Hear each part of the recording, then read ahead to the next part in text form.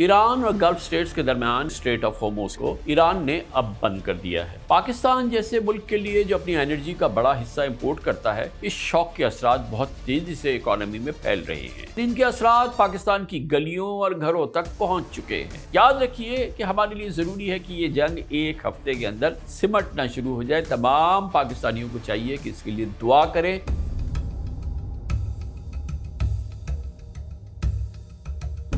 सबसे बड़ी चीज तो ये है कि जंग कितने दिन मजीद चलती है। डू यू ऑल्सो बिलीव के we are at the brink of a very very serious economic crisis? Yes, I do agree कि we are on the brink of a very very serious crisis। जो इस जंग की वजह से oil की shortages हैं, वो अभी प्रॉपर्ली हिट होनी शुरू नहीं हुई। पूरी दुनिया में ऑयल के जो स्टॉक्स हैं वो बहुत रैपिडली बिल्ड अप किए गए थे। इन्होंने कुछ हद तक ऑयल की प्राइस काबू में रखा हुआ है, यानी कि जितना इजाफा होना चाहिए था उतना अभी इजाफा नहीं नजर आया हमें। बजट में 390 अरब रुपए की एक कंटिजेंसी इमरजेंसी पड़ी हुई है। अगर इससे बड़ी कोई इमरजेंसी है तो मैं नहीं जानता वो क्या होगी। अब जो नेक्स्ट राइज है वो बड़ा ध्यान से लेना चाहिए। एक रेमिटेंसेस पे नजर रखें, एक चूंकि एक्सपोर्ट्स ऑफ गुड्स हमारी घट रही हैं उस पे नजर रखिए।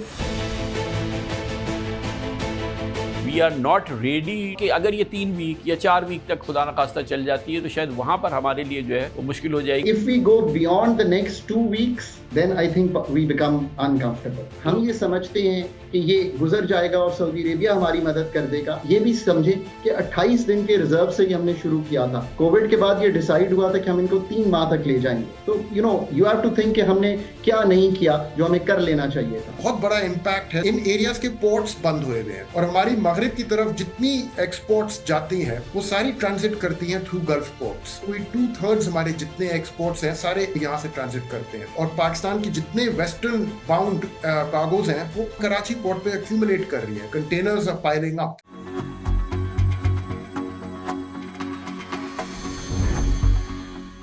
पूरे खित्ते में जंग के बादल गहरे से गहरे होते जा रहे हैं।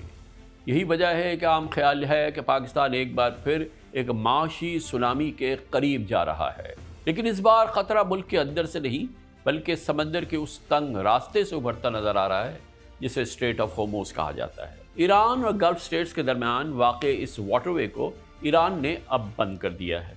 दुनिया को तकरीबन 20% ऑयल सप्लाई बंद हो चुकी है। पाकिस्तान जैसे मुल्क के लिए जो अपनी एनर्जी का बड़ा हिस्सा इंपोर्ट करता है, इस शॉक के असरात बहुत तेज़ी से इकोनॉमी में फैल रहे हैं। इसकी वजह यह है कि ग्लोबल मार्केट में कीमतें बढ़ने का मतलब पाकिस्तान का इंपोर्ट बिल फ़ौरन बढ़ जाता है। इसके नतीजे में रुपए पे प्रेशर बढ़ता है, यानी कि डॉलर की कीमत बढ़ जाती है। फॉरेन रिजर्व्स कम होने का भी खतरा बढ़ता है और महंगाई की एक नई लहर पैदा होनी शुरू हो चुकी है। इस सूरत हाल को ख़तरनाक बनाने वाला फैक्टर सिर्फ ऑयल प्राइसेस में इजाफा नहीं बल्कि ग्लोबल मार्केट्स में होने वाली तब्दीलियों की रफ्तार और शिद्दत है। जंग के बाद चंद दिनों में ही ब्रेंट क्रूड ऑयल की कीमत तकरीबन $70 पर बैरल से बढ़ के $100 क्रॉस कर चुकी है, यानी तकरीबन 43% पेट्रोल डीजल की कीमतें बढ़ चुकी है। मैं इंटरनेशनल मार्केट की बात कर रहा हूँ। इसी दौरान एशिया में LNG की स्पॉट प्राइसेस तकरीबन $15 फी MMBTU से बढ़ के $25 से हो गई, यानी कि इस मद में गैस की मद में तकरीबन 70% कीमतों में इजाफा हो चुका है। गोया जिस वक्त मैं आपसे आज ये बात कर रहा हूँ, इंटरनेशनल मार्केट में ऑयल की कीमत 2 हफ्तों में 43% और गैस की कीमत 70% बढ़ गई। सिर्फ एनर्जी प्राइसेस ही नहीं बल्कि शिपिंग एक्सपेंसेस भी तेजी से ऊपर गए हैं। गल्फ से गुजरने वाले जहाज़ों के लिए मरीन इंश्योरेंस प्रीमियम में 11 गुना इजाफा हो चुका है, क्योंकि तिजारती जहाज़ों पर हमले हो रहे हैं और इसके खदशात मजीद बढ़ रहे हैं। कुछ एनर्जी शिपमेंट्स ताखीर का भी शिकार हो रही हैं, कुछ को रास्ते बदलने पड़ रहे हैं। इसी को हम कहते हैं कि energy supply chain massive disruption हो चुका है। ये तमाम डेवलपमेंट्स बज़ाहिर हजारों मील दूर की खबरें, लेकिन इनके असरात पाकिस्तान की गलियों और घरों तक पहुंच चुके हैं। ये हम सब का मसला है। पाकिस्तानियों को इस बहरान का पहला झटका 6 मार्च को लगा, जब हुकूमत ने पेट्रोल और डीजल की कीमतों में यकायक 55 रुपीस पर लीटर का इजाफा कर दिया। ग्लोबल एनर्जी प्राइसेस बढ़ती हैं तो हुकूमत के सामने एक मुश्किल फैसला आ जाता है कि क्या डोमेस्टिक फ्यूल प्राइसेस बढ़ा दी जाए, मुल्क के अंदर तेल की पेट्रोल की कीमतों में इजाफा कर दिया जाए, या हुकूमत अपने ख़जाने से इसको बैलेंस रखे और आवाम को ये बोझ ना उठाने दिया जाए। दोनों रास्ते आसान नहीं, बेइंतहा मुश्किल हैं, क्योंकि पेट्रोल और डीजल की कीमतें बढ़ने से ट्रांसपोर्ट महंगी होती है, अशियाए खुर्दनोश खाने पीने की कीमतें बढ़ना शुरू हो जाती हैं, महंगाई पूरे इकनॉमिक सिस्टम में फैलना शुरू हो जाती है। और अगर हुकूमत कीमतों को मसनूई तौर पर कम रखने की कोशिश करे तो कौमी ख़जाने पर दबाव बढ़ता है, प्रेशर होता है, और अब क्योंकि हम IMF प्रोग्राम में हैं, इससे हमारे टारगेट्स मुतासर होते हैं, IMF नाराज़ हो जाता है। पाकिस्तान ने 2026 का आगाज़ इस उम्मीद के साथ किया था कि बरसों इस क्राइसिस के बाद इकॉनमी में कुछ स्टेबिलिटी वापस आ रही है, महंगाई की रफ्तार कम हो रही थी, रुपए की कदर निस्बतन स्टेबल रही है पिछले 2-2.5 साल से, फॉरेन रिजर्व भी 23 के बदतरीन दौर के मुकाबले में बेहतर हो रहे। ये अच्छी चीज़ें हैं जो पाकिस्तान की इकॉनमी हो रही। लेकिन अगर ये जंग अचानक आ गई, 15-20 दिन मजीद चलती है और उससे ज़्यादा चलती है, तो पाकिस्तान की इकॉनमी इसके हकीकी असरात को बर्दाश्त करने के लिए बहुत ही उसके लिए मुश्किल हो जाएगा। एनर्जी इंपोर्ट्स पाकिस्तान की सबसे बड़ी कमजोरी है। तेल और LNG मिलकर इंपोर्ट बिल का 23% बनते हैं। करंट फिस्कल ईयर के 8 महीनों में पाकिस्तान का टोटल इंपोर्ट बिल $45 बिलियन था जो हमने इंपोर्ट किए। इनमें $10 बिलियन के सिर्फ ऑयल LNG इंपोर्ट्स है। इसीलिए ग्लोबल प्राइसेस में किसी भी इजाफे का असर डायरेक्ट पाकिस्तान के बैलेंस ऑफ पेमेंट पर पड़ जाता है। पेट्रोल की कीमतों में इजाफे की वजह से खाने पीने की अशिया की कीमतों में खास तौर पे जो इजाफा होता है, अभी तक जो 55 रुपए का इजाफा किया गया है, उसके नतीजे में जो अफरात ज़र की रफ्तार फरवरी के महीने में 7% तक पहुंच गई थी, वो अब अंदाज़ा ये है कि मार्च के एंड तक अगर यही कीमत रही, हो सकता है कि अफरात ज़र की रफ्तार 10 से 11% तक चले जाए। पाकिस्तान का जो तिजारती खसारा है वो मुतासर होने का बहुत बड़ा ख़तरा मौजूद है। तकरीबन इसके नतीजे में सालाना 5 से 6 अरब डॉलर का इजाफा हो सकता है। इसलिए पाकिस्तान, चूँकि हमारी फाइनेंशियल पोजीशन इतनी अच्छी नहीं है, तो अब इसके लिए हमें इकोनॉमी करना है, कंजम्पशन को कंट्रोल करना है, ताकि बिल जो है इंपोर्ट का वो बहुत ज़्यादा न बढ़े। पाकिस्तान के पास बड़े स्ट्रेटेजिक पेट्रोलियम रिजर्व भी मौजूद नहीं है। अंदाजों के मुताबिक आम हालात में सिर्फ 28 दिन या 25 दिन का तेल हमारे पास होता है। अगर शिपिंग डिसरप्शन ज्यादा अरसे जारी रही तो फ्यूल शॉर्टेज का खतरा भी हो जाएगा। जंग जल्द सिमट जाए, अल्लाह करे जल्द से जल्द सिमट जाए, तो पाकिस्तान को कुछ अरसे के लिए महंगी एनर्जी का सामना तो करना पड़ेगा, मगर इकोनॉमी इसे सह लेगी, बर्दाश्त कर लेगी। लेकिन अगर जंग मजीद एक हफ्ते से ज्यादा बढ़ गई तो सूरत हाल बहुत ज़्यादा संगीन होना शुरू हो जाएगी। 15 दिन बढ़ी तो और ज़्यादा, 20 दिन बढ़ी तो और ज़्यादा। याद रखिए कि हमारे लिए ज़रूरी है कि ये जंग एक हफ्ते के अंदर सिमटना शुरू हो जाए। तमाम पाकिस्तानियों को चाहिए कि इसके लिए दुआ करें कि जंग अगले हफ्ते 10 दिन के अंदर सिमट जाए, क्योंकि तेल की कीमत पे पर बैरल सिर्फ $10 का इजाफा पाकिस्तान की सालाना एनर्जी कॉस्ट में $2 से $2.5 बिलियन का इजाफा करता है। पाकिस्तान की कमज़ोर माली सूरत हाल इस खतरे को मज़ीद बढ़ा देती है। हुकूमत पहले ही IMF के साथ तयशुदा सख्त फिस्कल टारगेट्स को पूरा करने के लिए जो IMF के टारगेट्स होते हैं उस पर बड़ा प्रेशर है, क्योंकि हम हर टारगेट पूरा नहीं कर पाए हैं।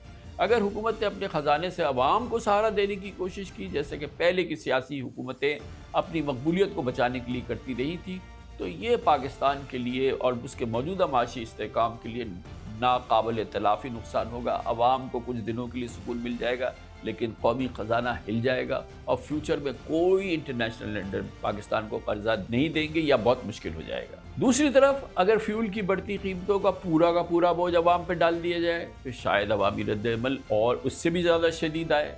यानी एक तरफ हुकूमत के लिए अंधा कुआं है तो दूसरी तरफ खाई है। ख़ास तौर पर खाने पीने की अशिया, इसकी महंगाई एक बड़ा सियासी और माशरी चैलेंज बन जाएगा, क्योंकि लोग बहुत परेशान हो जाएंगे, वो हुकूमत के खिलाफ निकल सकते हैं। लाखों ऐसे पाकिस्तानी जो पहले ही बहुत ही महदूद आमदनी पे ज़िंदगी गुजार रहे हैं, उनके लिए कीमतों में इजाफा भी शदीद मुश्किलात पैदा कर देगा। मैं आपको याद दिलाता चलूँ कि 45% पाकिस्तानी गुर्बत की लकीर से नीचे रहते हैं।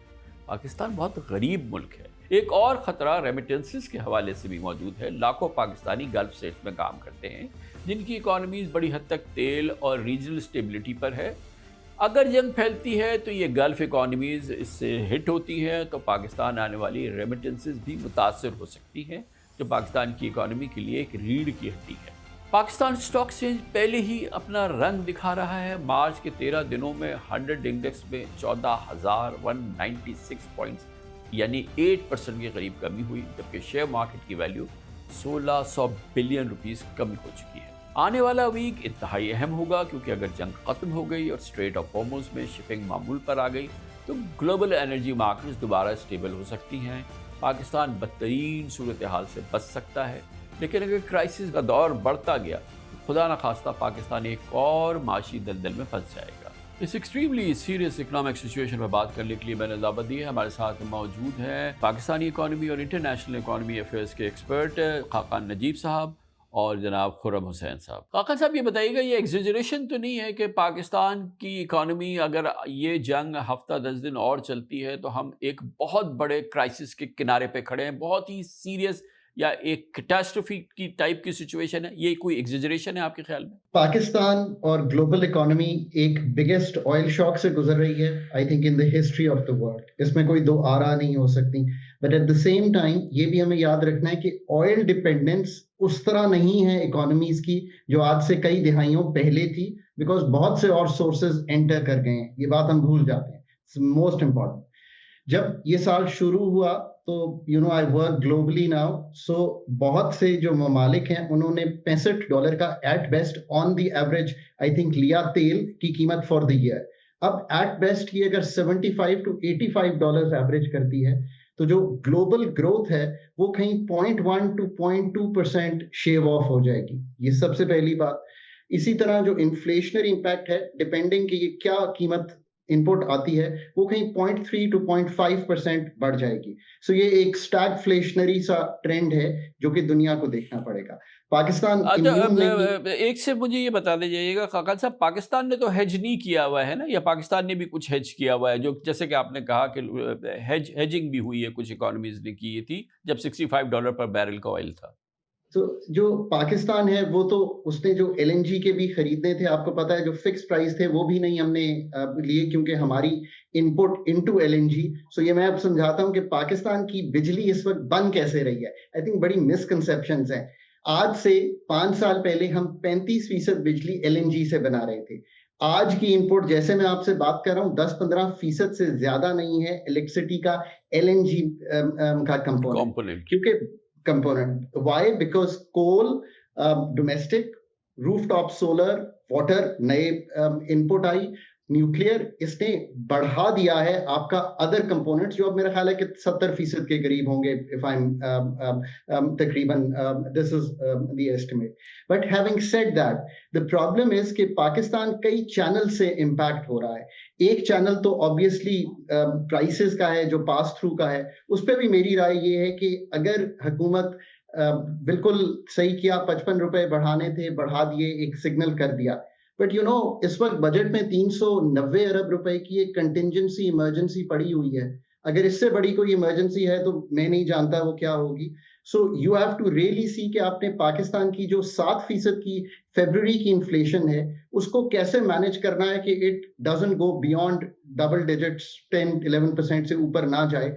एक तो ये चीज पड़ी है। फिर 1468 अरब रुपए PDL पड़ा हुआ है आपके पास, उसमें से भी कुछ यूज हो सकता है।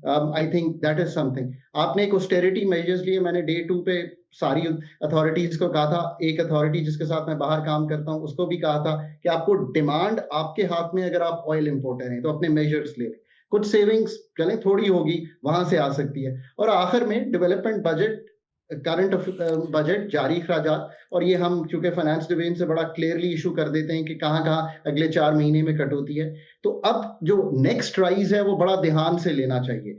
दैट विल एक्चुअली टेस्ट के हमारी। खाकान भाई, जो आपका अभी ये जो इनिशियल आपने एनालिसिस किया है इनकरेजिंग है, इन द सेंस कि आप, tell me if I am wrong, कि आप कह रहे हैं कि क्राइसिस हमारे करीब आ रहा है, बिल्कुल आएगा, लेकिन ग्रेव नहीं है, सीरियस है। सिर्फ इसका मुझे जवाब दीजिए कि यही कह रहे हैं ना आप? That is largely true. Okay. 2-3 और बातें just before you move on. एक रेमिटेंसेस पे नजर रखें। एक चूंकि एक्सपोर्ट्स ऑफ गुड्स हमारी घट रही हैं इस 7%, पहले जो 8 माह का डेटा है उस पे नजर रखिए, और थोड़ा सा इस चीज पे नजर रखिए कि आपने जो डिमांड है वो कैसे मैनेज करनी है। ऑन द डिमांड मेजर्स उनको स्ट्रेंथन कैसे करना है, देन सीरियस ही रहेगा और उससे आगे नहीं जाएगा। तो खुर्रम साहब ये बताइएगा, मैंने देखा है जो गवर्नमेंट ऑफ पाकिस्तान के लिए कि थ्रेट प्रोजेक्शंस की गई हैं या सिनेरियोज क्रिएट किए गए हैं एक्सपर्ट्स की जानिब से, उसमें जो है वो जनरली जैसे कि अभी खाकान साहब ने कहा कि ये एक इनके नज़दीक थ्रेट है और उस लेवल का उतना ग्रेव थ्रेट नहीं है जो कि अभी फ़िलहाल जो है हमें नज़र आ रहा है बहुत सीरियस थ्रेट है।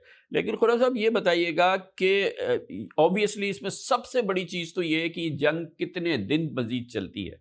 ये अगर एक हफ़्ता चलती है तो हमारे अंडर कंट्रोल है, अगले 10 दिन चलती है तो हमारे अंडर कंट्रोल है।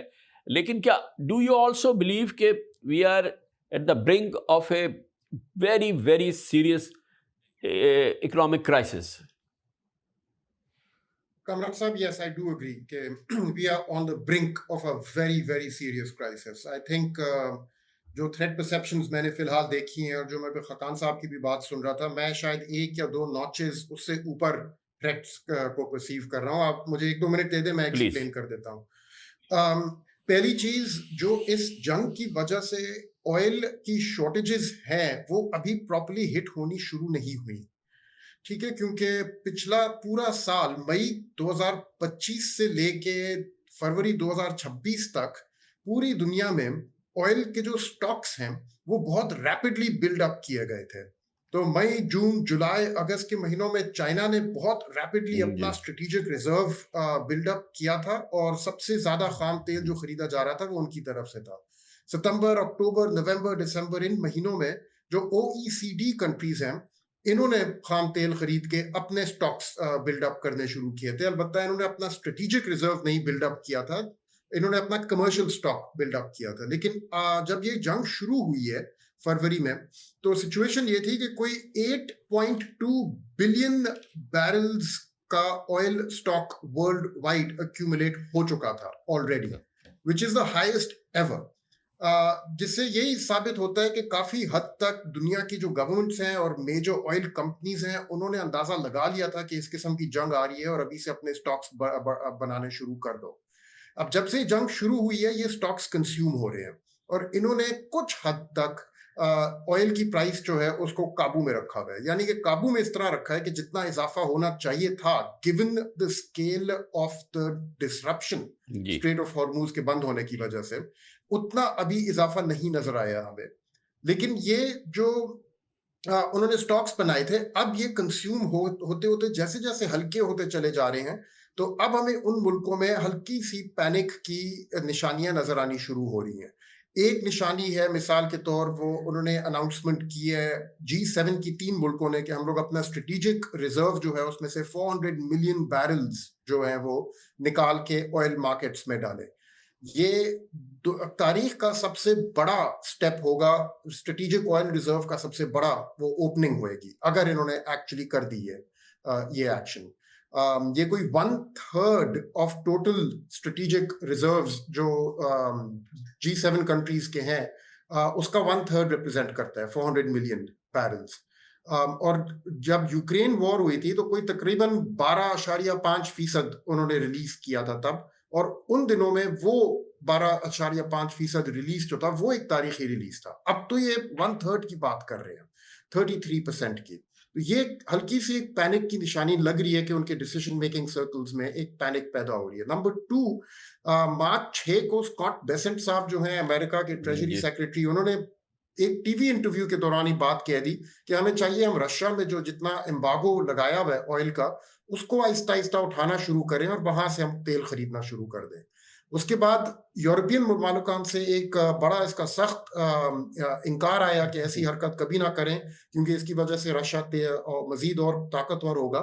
तो और फिर जाके मार्च 9 और 10 को जनाबे डोनाल्ड ट्रंप साहब ने खुद जाके ये बात दोबारा छेड़ दी कि हमें चाहिए हम रशिया को के ऊपर जो एम्बार्गो किया हुआ तेल वहां से रिलीज करना शुरू करें।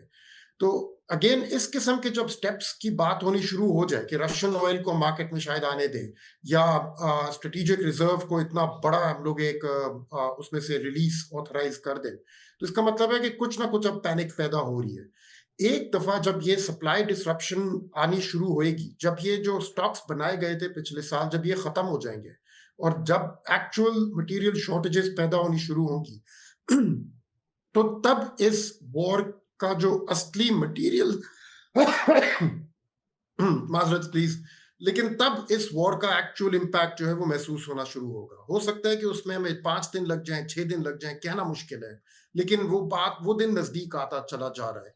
और उस दिन की तैयारी ईरान भी कर रहा है। आपने देखा होगा कि ईरान ने भी जब उनका नया सुप्रीम लीडर बने आए हैं, उनका जो पहला पब्लिक के साथ खिताब हुआ है, उस खिताब में पहली चीज उन्होंने यही कही है कि स्ट्रेट्स ऑफ हॉर्मुज बंद रहेगी, हम नहीं खोलेंगे इसको, कर लो जो करना है। तो उन्होंने अब माइंड अपना मेकअप कर लिया है कि जितनी मर्जी बमबारी उनके ऊपर हो जाए, स्ट्रेट्स ऑफ हॉर्मुज वो बंद रखेंगे। और देखते हैं कि हफ्ते बाद 2 हफ्ते बाद ऑयल प्राइसेस कहाँ जाती हैं और पहला दम किसका टूटता है, ईरानियों का या जो लोग उनके ऊपर बमबारी। जी, एक्सीलेंट।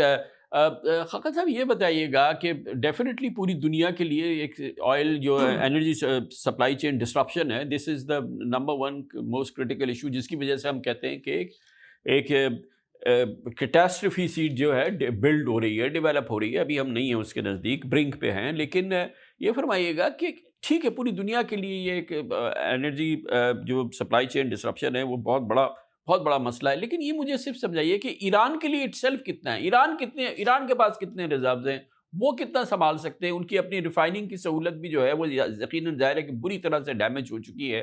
खुद उनको भी तो चाहिए ना माशी सस्टेनेंस। एक तो वो डैमेज जो उन पे इसराइल और अमेरिका इन्फ्लिक्ट कर रहा है, उसकी कोई डायमेंशन आप सोच भी नहीं सकते, वो इतना ज़्यादा है। लेकिन उसके साथ साथ ये जो ईरान पूरी दुनिया के साथ कर रहा है, उस जो एनर्जी को बिल्कुल हिला के रख रहा है, उसके असरात भी तो उसने अलग से सहने, जो एक सेल्फ इन्फ्लिक्टेड वुंड है, उसकी कोई वर्थ है?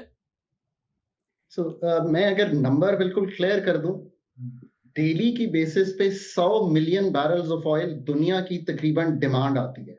ठीक है कामरान भाई जी, उसमें से 20 million barrels straight of Hormuz के थ्रू फ्लो करता है। 400 का नंबर खुरम ने बिल्कुल ठीक दिया, जो G7 या G3 कंट्रीज तकरीबन रिलीज करने जा रही हैं।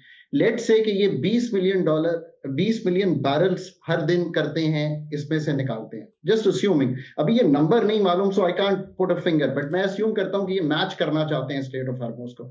सो then you have the question you keep asking कि कितने डेज ये survive, then you have 20 days to go, right? 20 days तक आप इसको सस्टेन कर पाएंगे, that's the most important thing. Iran खुद जो क्रूड ऑयल प्रोडक्शन है वो तकरीबन 3 से 3.5 मिलियन बैरल्स की है पर डे की, ईरान की जो खुद करता है। इसके साथ अदर लिक्विड्स को भी वो कंडेंस करता है, वो तकरीबन 1 to 1.3 मिलियन बैरल्स है। टोटल ऑयल लिक्विड सप्लाई उसकी 4 से 4.5 मिलियन बैरल्स की है। तो आपको ग्लोबल कॉन्टेक्स्ट में भी वो बात समझ आ जाएगी।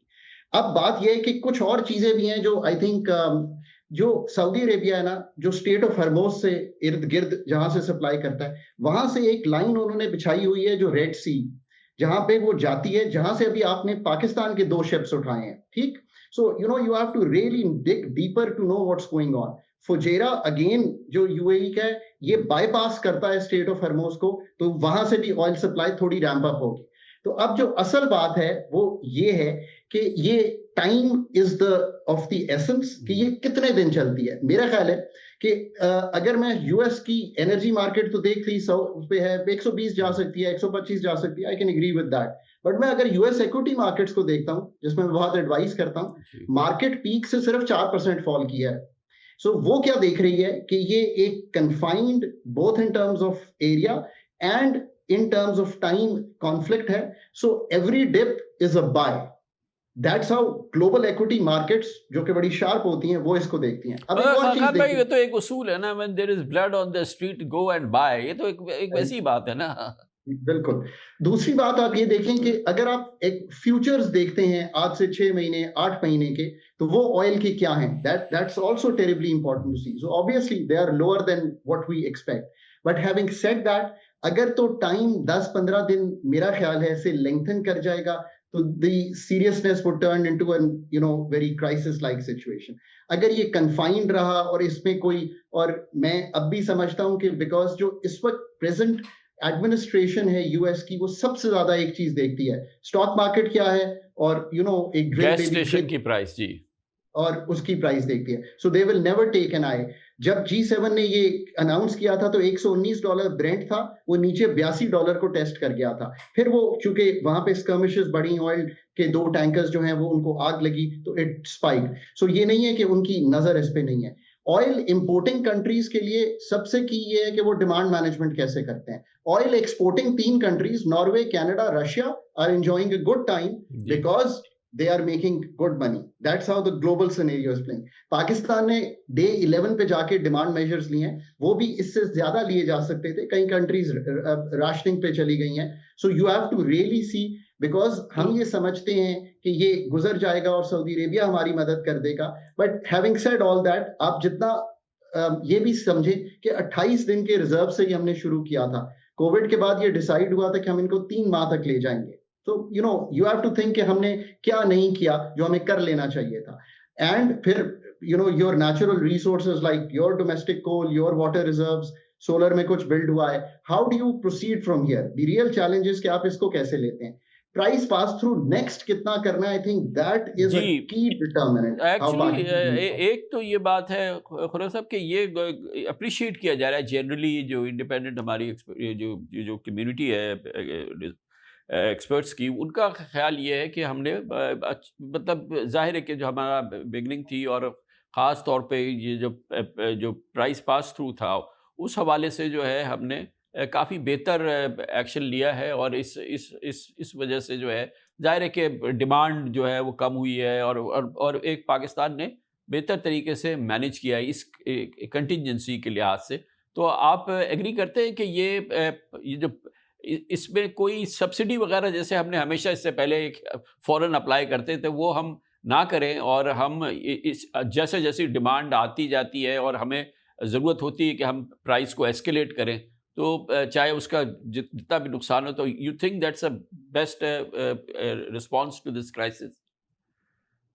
जी कामरान साहब, I think so definitely government ने बड़ा, आई थिंक डिसाइसिव एक प्रीएम्प्टिव स्टेप लिया है ये पेट्रोल प्राइस इंक्रीज करके। ऑब्वियसली इसका बहुत नुकसान होगा लोगों पे, और ऑब्वियसली ऐसे मौके पे ऑपोजिशन पार्टीज अपनी सियासत चमकाएंगी इसका फायदा उठा के कि इसको ऐसे नहीं वैसे करना चाहिए था या करना ही नहीं चाहिए था। लेकिन अगर इसको ऑब्जेक्टिवली देखें तो मेरे ख्याल में इसके अलावा और कोई स्टेप था नहीं। हमारी तारीख में 2 मौके हमें नजर आते हैं, एक 2008 में और एक 2022 में, जब गवर्नमेंट ने एक ऑयल प्राइस शॉक को अब्सॉर्ब करने की कोशिश की थी अपने फिस्कल अकाउंट्स में, और उसका इम्पैक्ट जो है वो कंज्यूमर को नहीं पास ऑन किया था। दोनों मौकों पे आपको खुद याद होगा, आप तो थ्रू आउट आपने कवरेज की हुई है इन चीजों की, आपको याद होगा कि उस स्टेप की वजह से मजीद ज्यादा महंगाई आई थी, बजाय इसके कि अगर वो पास थ्रू कर देते।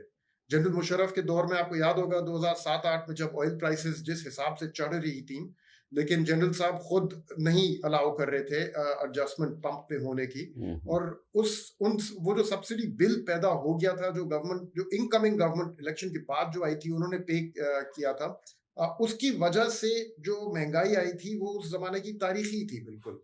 एंड अगेन 2022 में सेम थिंग हैपेंड, और तब तो तारीखी महंगाई ऑलमोस्ट सिर्फ 3 महीने की प्रोटेक्शन की वजह से आ गई। कोई मई में आई थिंक फरवरी में अनाउंस हुए थे प्राइस कैप्स, और मई में उतर गए थे, लेकिन उन 3 महीनों में जितना नुकसान उन्होंने किया था वो नुकसान भुगतने में हमें कोई साल लगा है, 2 साल लगे हैं। तो इस चीज को रोकना जो है वो ज्यादा नुकसान करती है, बजाय इसके कि इसको आप पास।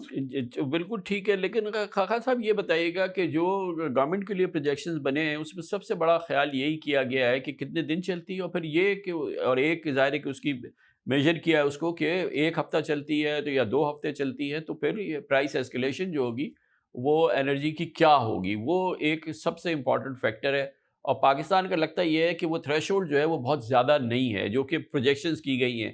तो ये बड़ा ज़रूरी है कि शायद we are not ready to be ready for कि अगर ये 3 वीक या 4 वीक तक खुदा न खास्ता चल जाती है तो शायद वहाँ पर हमारे लिए जो है वो मुश्किल हो जाएगी। मगर आपकी जो एनालिसिस है उसमें शायद इतना बड़ा थ्रेट जो है वो अभी भी लूम नहीं कर रहा है।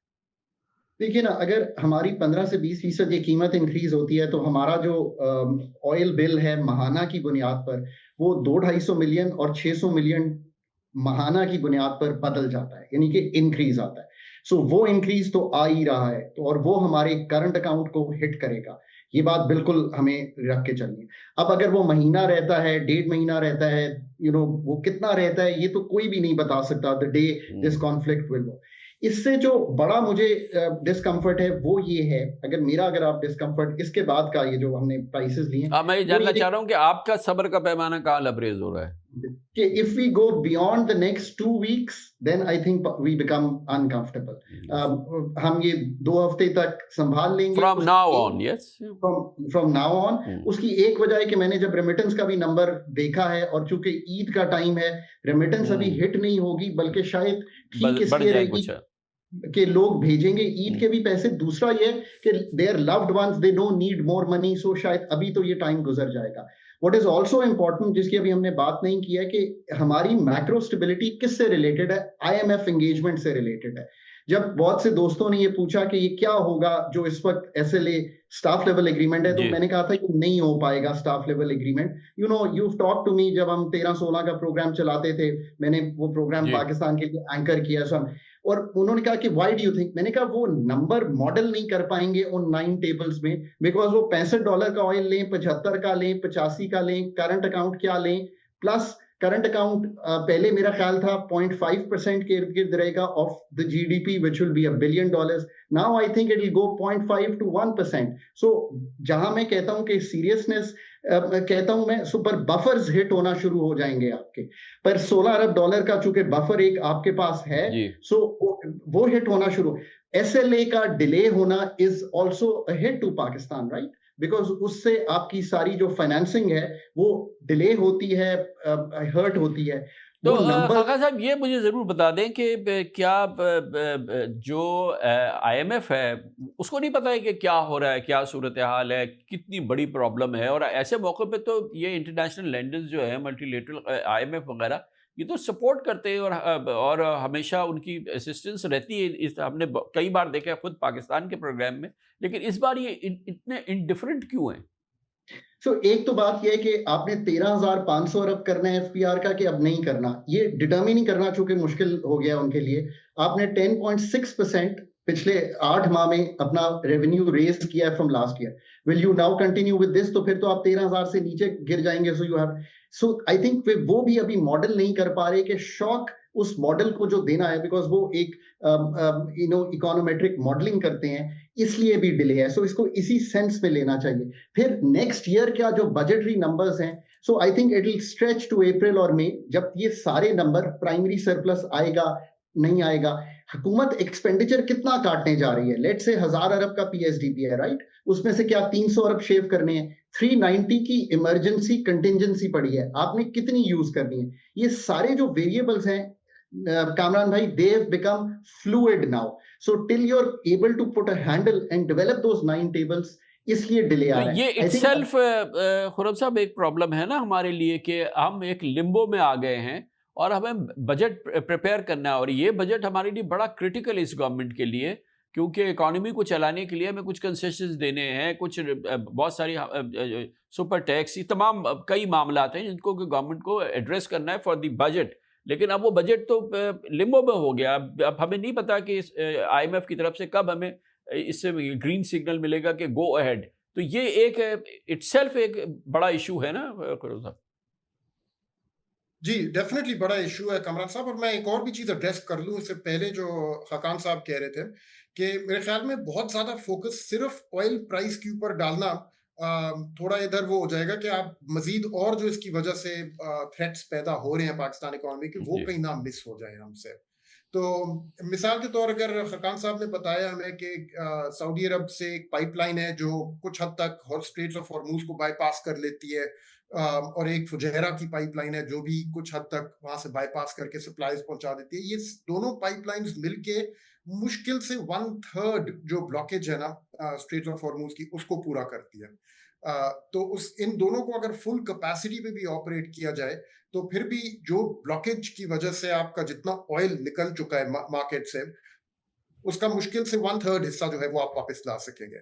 और अभी कुछ पता नहीं है कि एक दफा ये फुल कैपेसिटी पे अगर आ जाए, जो अभी नहीं आई, लेकिन एक दफा अगर ये आ गई फुल कैपेसिटी पे, तो शायद अगर इनके ऊपर भी बॉम्बिंग हो जाए, इनके जो हेड्स हैं उनको भी अगर ईरान निशाना बना ले, वी कांट से।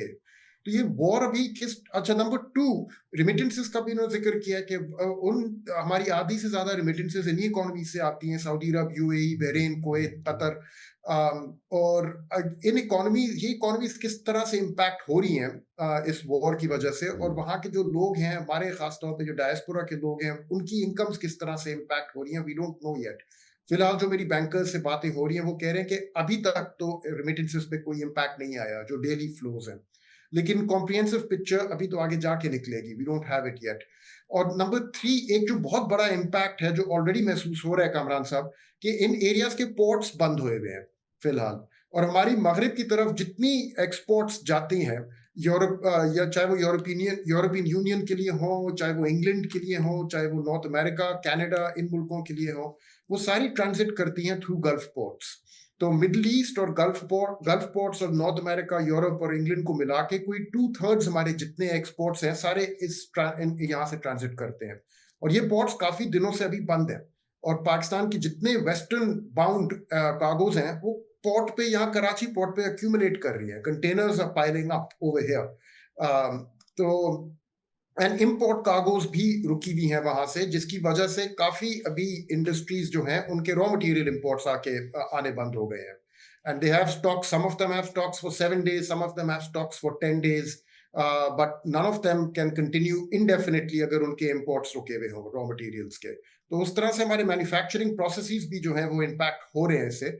उनका इम्पैक्ट अगर ये वॉर 2 हफ्ते चले और 2 हफ्तों से आगे भी अगर चले, और एक और चीज कि डीजल के स्टॉक्स नहीं मिल रहे कहीं पे भी, ओएमसीज अभी अलार्म साउंड कर रहे हैं कि कहीं से उनको डीजल नहीं मिल रहा। और तो इसमें खुरम साहब हमारे पास रिफाइनिंग कैपेसिटी है, और एक एक्सपर्ट्स का ये भी कहना है कि अगर हम क्रूड भी लाएं तो और फिर जो मैनेज करें हम अपनी रिफाइनरीज को, तो ये वाला प्रेशर जो है इसको हम मिटिगेट कर सकते हैं। कुछ कंट्रोल हो जाएगा, लेकिन मेरे ख्याल में जितना इंपोर्ट, जितनी हमारी रिक्वायरमेंट है वो रिक्वायरमेंट कोई तकरीबन 40% तक मेरे ख्याल में इफ नॉट मोर पूरी होती है थ्रू इंपोर्ट्स। अपनी रिफाइनिंग कैपेसिटी को अगर हम लोग अभी फुल पे भी चला दें, और मेरे सुनने में जो आ रहा है रिफाइनरीज को इंस्ट्रक्शंस आई हुई हैं कि आपने JP5 यानी कि जेट फ्यूल जो फाइटर प्लेन्स में यूज होता है और डीजल, इसके ऊपर अभी जोर देना है, कोशिश करें कि जितना ज्यादा ये प्रोड्यूस कर सकते हैं करें, लेकिन इसकी वजह से भी आई डोंट थिंक कि पूरी अपनी रिक्वायरमेंट पूरी कर सकेंगे। और डीजल शॉर्टेजेस एक दफा अगर हिट होनी शुरू हो जाए तो उनका इम्पैक्ट कैस्केड करेगा इकोनॉमी में into food prices and everything else. तो थ्रेट्स की शक्ल जो है ना वो काफी डाइवर्स है जी। तो खाका साहब, एक हमें बहरहाल ये ख्याल है कि जब ये जंग रुकेगी तो उस वक्त तक की हम बात कर रहे हैं, 1 हफ्ता चलती है, 2 हफ्ते चलती है, उसके आगे की बात नहीं कर रहे हैं। मगर एक्सपर्ट्स ये कहते हैं कि ये जो सप्लाई चेन डिसरप्शंस हो चुके हैं ये इतने ग्रोस है। मिसाल के तौर पे अगर कतर गैस ने अपनी रिफाइनरी बंद कर दी है, या अरामको ने अपनी बंद कर दी है, या KPC ने, कोई पेट्रोलियम ने बंद कर दी है, और ये तमाम चीज़ें जो हैं ये बंद हो गई हैं, तो इनको नॉर्मलाइज करना, इनको दोबारा एनर्जाइज करना, इनसे एक नॉर्मल सप्लाई शुरू करना, उसमें भी बहुत टाइम लगेगा।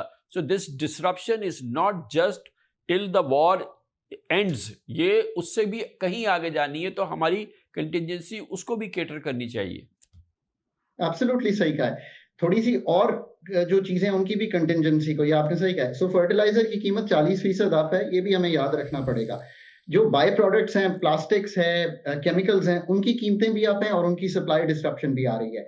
सो ये जो आपने सिर्फ ऑयल की कही है, ये सप्लाई डिस्ट्रप्शन और इसको क्लियर होते हुए अगले 2 से 4 माह लगेंगे इन सब चीजों को, इसमें बिल्कुल कोई दो आरा नहीं हो सकती। तो इस कंटिजेंसी को बिल्ड करना into our export numbers, into our import numbers, और फिर अगले 3 माह जो कि ये फिस्कल ईयर ही तकरीबन खत्म आने को हो रहा होगा, उसको पूरा मॉडल करके जो इकोनॉमिक टीम है पाकिस्तान की या श्रीलंका की या किसी और मुल्क की जो ऑयल इंपोर्टेंट कंट्रीज हैं, उनको एक बना लेना चाहिए। इसीलिए मैं कहता हूं कि जो रिस्पॉन्स का लेवल है मुल्कों का, वो डिटर्मिन करेगा कि वॉर का इम्पैक्ट उन पे क्या आता है। ये एक एक्सोजेनस शॉक है और उनकी प्रेपरेशन, जापान के पास 254 दिन के रिजर्व्स हैं। सो ये भी हमें याद रखना चाहिए। 142 दिन सरकार के पास हैं उनके, आपने 28 दिन पे ये काम शुरू किया था। So these are all the important aspect. एक और इंपॉर्टेंट एस्पेक्ट इसमें जो नहीं भूलना है, जो आपने थोड़ा सा हिंट किया, मैं इसलिए चाहता हूं कि ये हम वॉर हिस्टीरिया में ही ना रह जाएं। कि वॉर हिस्टीरिया के बाद आईएमएफ से ये भी तो बात करनी पड़ेगी ना कि super tax, high income tax, 6 lakh का जो स्लैब है वो, डिविडेंड पे टैक्स, जो सीवीटी है, इनसे कैसे निकलना है, क्योंकि अगर जून के बाद थोड़ा सा इकोनॉमी को एक सहारा देना है तो वो फिर कैसे देना है। अगर यही करते करते हम फिर जून का भी बजट इसी पैराहे में बना जाएंगे तो आई थिंक ये भी वक्त लूज हो जाएगा। सो इकोनॉमिक प्लानिंग और इकोनॉमिक फोरकास्टिंग और economic thinking has to be of that level of depth today, that I keep saying कि ये रिस्पॉन्स ऑफ गवर्नमेंट्स डिटरमिन करेगा कि उनका ना सिर्फ ये साल, बिकॉज पाकिस्तान की इन्फ्लेशन 7% है, चले let me predict this for the next FY26 well into FY27, मैंने बेस इफेक्ट भी देख लिया, पाकिस्तान की इन्फ्लेशन 7 से बढ़ी हुई ही रहेगी। सो मॉनेटरी ईजिंग दिखाई नहीं देगी बिकॉज इन्फ्लेशन जो है 8-9% रह सकती है। दिस इज तकरीबन हम इस चीज को इस तरह सोच सकते हैं। कैड भी बढ़ा रहेगा। अब ये है बहुत डीप इकोनॉमिक थिंकिंग जो हमें करनी है।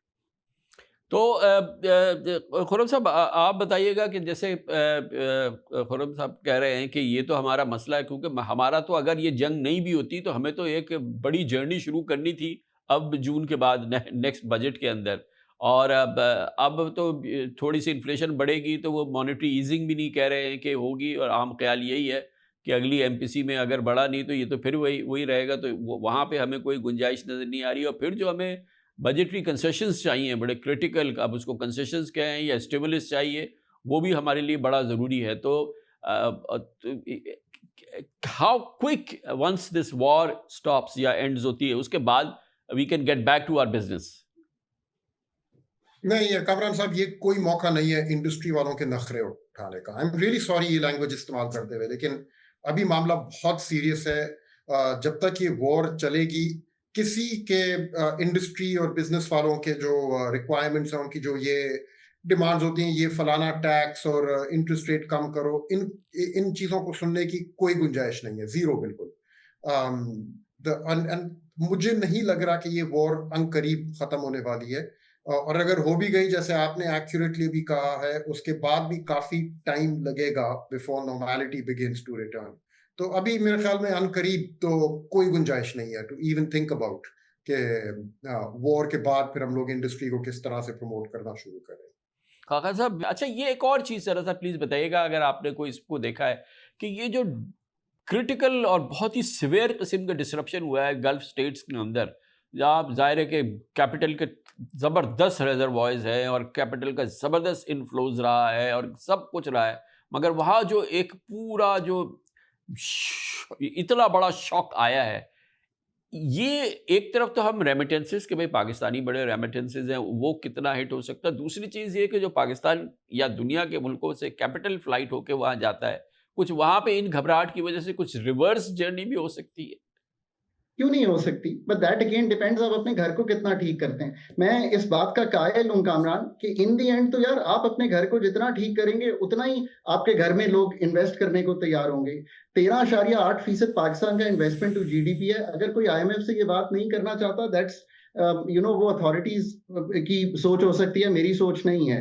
मैं बहुत क्लियर हूं इस चीज पे कि गिवन के मेरे पास 8,500 रुपए के लेवल पे 29% आ रही है पावर्टी, मेरे पास अनएम्प्लॉयमेंट डेकेड्स हाई एट 7.1% आ रही है, लेबर फोर्स सर्वे 22% कह रहा है। How can I not have a conversation with the fund कि यार ये जो सारे नंबर हैं इनको कैसे ठीक करना है। The fund once it leaves 2 years down the road, मुझे तब भी 25-28 अरब डॉलर अपने ग्रॉस फाइनेंसिंग करनी है। मेरी I as a policy maker short term की मैनेजमेंट, मैं तो 8 बार बड़े डिटेल ट्वीट्स किए हैं कि डिमांड साइड मैनेजमेंट से कैसे संभालना है इसको और सप्लाई शॉक को कैसे मैनेज करना है, वो तो मैंने करना ही करना है। But my longer term Pakistan के जो ये मेरे पास स्पेस और टाइम 2 साल का, वरना अनदर प्रोग्राम इन दी ऑफिंग। सो ये अब आपकी जजमेंट है, और जजमेंट तो ऑब्वियसली ये सब परचेज सामने रख के ही हो सकती है कि मैंने इसको कैसे चलाना है।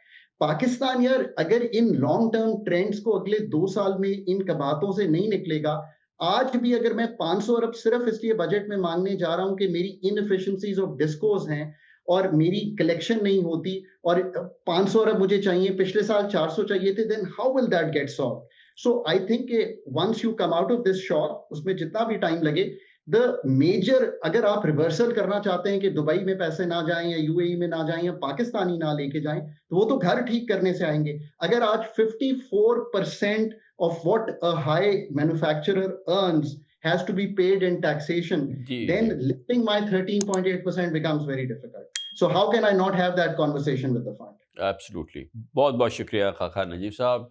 खुर्रम हुसैन साहब हमारे साथ थे। Thank you very much.